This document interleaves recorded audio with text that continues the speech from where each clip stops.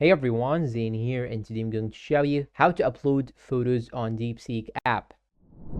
Now to do that, you should first go and open the application on your phone, and you should make sure that you have logged in using your account. So I will open the application, and here once you log in, you will see this interface. Now you'll have to click on this plus icon on the bottom right side, and now you should choose between uploading image from your phone by using this option in the middle, or if you want to capture a photo, take a photo of something, you should click on this left icon. But here in my case, I will try to upload something from my own gallery, so I'm gonna click on this option. Then here you should choose any photo that you need. I will use this one right here. You just have to click on add, and after that it will be uploaded to the DeepSeek just like so. And now you can simply ask it about anything about this photo. So here I asked it what does this photo mean, and it showed me many information about the photo. So this is how we can actually upload a photo and integrate with it.